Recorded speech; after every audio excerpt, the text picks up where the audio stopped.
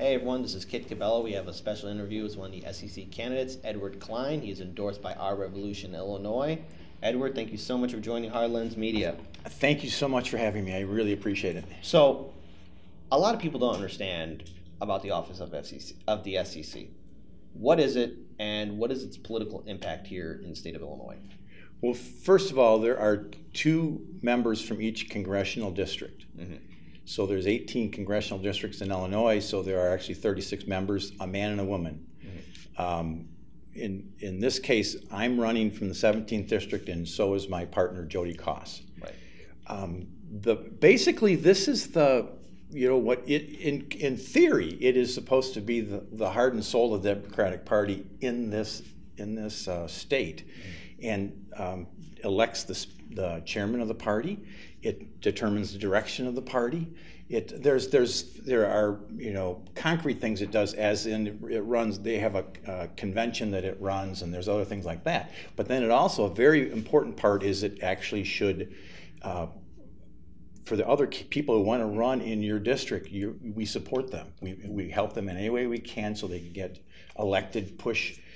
In my case, I'm pushing progressive values, which should be the Democratic Party, but that's not the one that I grew up in. I grew up in a union family. My dad was an amalgamated meat cutter, and even when he went into management, he kept his union card. He was extremely proud of it. When I was a little kid, we went to Christmas parties, at the Union Hall, and it was just a very fun place. That the unions are so far from where they were then, and that certainly is something that's another topic. But what would you? You have to be careful with me because I can just go off talking forever. Oh, that's fine. That's fine. But it's important to note that a lot of people have looked at the Democratic Party, and many people are saying that it's abandoned its voters and it's no longer fighting for the issues, and it's more in line with big money interests. So, what is really crippling the current Illinois Democratic Party? Yeah, I think it's a microcosm of everything that's gone on in the country. We have establishment Democrats as we have establishment Republicans, and they all are looking for the dollar. Their bottom line is, how do you get elected? Well, you need money. Therefore, we just need to get all these big, huge donations. And as Bernie showed us, if you have a grassroots movement that excites the people, you get people to give. And they give what they can, and they feel they are part of the process because they can give that $20 or $30 or more. If they can. But it's a total different emphasis than where the politics in this country has gone. I've been a member of Represent Us for a few years with Elizabeth Lindquist. I know that she was mentioned before with Art. Yes. And many other people are in that group, and we've been working in Rockford and actually getting non-binding resolutions on the county ballots, so that people can look at an anti-corruption resolution and say, is this what we want? And basically, I don't have it with me, I can't tell you exactly, but basically it says that we need to get big money out of politics. Now, we've all seen how the Democratic machine here in Illinois works. And of course, when there's always a challenger to the machine will always push back. Yes. So, of course, running for office, what were the initial challenges you had getting on the ballot, and was there any pushback or any fight from the establishment Democratic Party here in Illinois? At this point, I have not been challenged like some other people have, as far as in a negative way. You have to get 100 signatures, petition signatures, and then so we got a couple hundred. We had a great, there's a lawyer named Ed Mullen that helped us make sure that our petitions were right, and then we took them downstate. Once that was done, we have tried to get the word out, through social media and other ways. The district is very large that we're in. It goes all the way from Rockford to the Mississippi River and then down to Peoria. It's lots of counties. So it's difficult to get your message out. So that's why I appreciate this, because every little bit helps. We have seen a mailer that came out that was financed by Michael Madigan that is just supporting our opponents.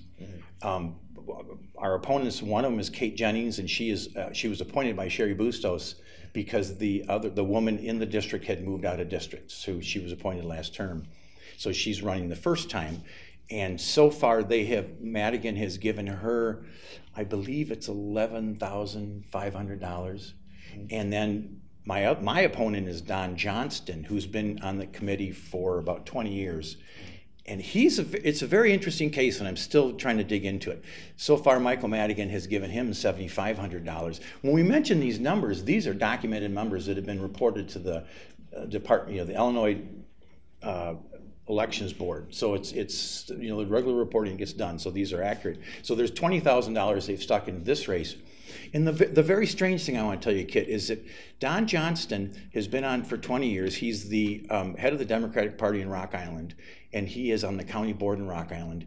But the strangest thing is he has right now $116,000 in the campaign fund. Mm-hmm. And I have no idea why. And why then Michael Madigan would put another $7,500 in when he's already got the money in there. And when you go down the list to see who's been giving him money, for years it's been all the unions, it's been all the Democratic parties in this district. And I don't know what the tie is. I don't know why he's not spending it, because from the way I understand it, if this is his campaign fund, and the only Democratic, it's for the Central Committee. That it doesn't say that the campaign fund is for the county board. It's for the Central Committee. So I don't know why he's not spending that money to promote other Democratic candidates. That's what I mean. If people were giving me money, that's what I would do. To me, it looks like he has a little retirement fund there. And when he retires, he's just going to spend the money on himself. You can, and that is the one great thing about, you go to Illinois Sunshine, you go to the Illinois Elections Board, you can actually see these numbers and see what kind of money we're talking about. So the transparency is something that just people need to feel that this process is transparent, that they can get the information they want, they can find out who's backing who.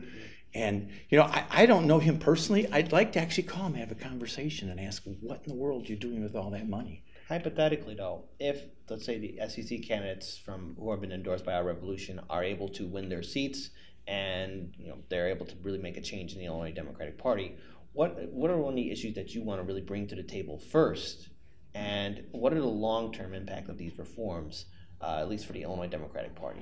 The first thing I think we have to do is look at the speakership or the chairmanship that Michael Madigan. There are so many people that have been in office for so many years, and I mean, obviously now I'm in the older spectrum from other people that are running, and so I don't expect to be there for 20 years if I get elected. But we need new blood. We need to look first at that chairmanship. The thing that's really not right about Illinois is he is Speaker of the House, plus he is chairman of the party. So there's an awful lot of money at his disposal, and he basically rules, with a machine. You referred to it before. I grew up with the Daley machine in Chicago. Richard J. Daley was mayor, and he ruled with an iron fist. And if you were going to even think about running for president, you came to see Richard first. And if he said, okay, you could go on. If he said no, you had no chance. That's the same kind of machine that exists. And that is not, I'm sorry, that machines exist to perpetuate themselves. And I don't see where the ordinary people fit into that. And I understand that, there's a lot of good things that have come out of the party. There's a lot of good things that Michael Madigan has tried to do. But there's a point where you have to step back and say, if you're in power to stay in power, are you making decisions that are best for all of us?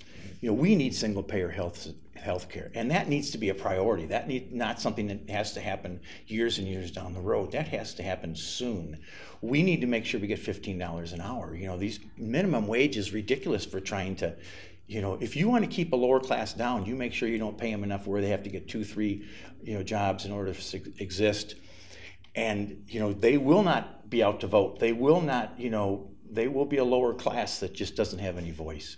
That's what we need. The Democratic Party used to be the party of the people. It used to be would bring the people up. So I think going forward, though, when you're canvassing or you're knocking on people's doors, what are their initial reactions when they see that you're running for SEC, and are they surprised that this seat even exists? Yeah, there's very little knowledge and these positions have pretty much just been a rubber stamp on whatever the chairman wanted to do. So yes, there's not very much, and if you get time to explain it to people, they're very excited. And I've had no one say don't run for it. They're very encouraging. It's just, obviously, it's an uphill battle, especially when you're fighting big money, you know. But this is the way, you know, obviously, you know it. It's the way that the whole, you know, through the system. If, you know, when you need millions of dollars to run for Congress, you know, things are just out of whack. So finally, for our viewers who are going to be watching this on social media, on our YouTube channel, Twitter account, Facebook page, where can they find you online? Where can they find you on your social media sites? We have a page we both have a website, plus we have a page on Facebook. And the Facebook page would be Jody Koss and Ed Klein for State Central Committee. If you looked up Jody Koss and Ed Klein, you'd get it. And then our website is Ed and Jody for Illinois.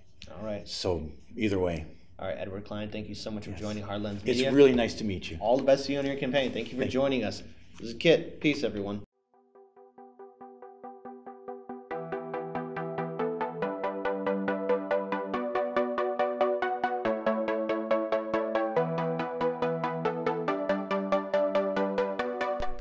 You're watching Hard Lens Media.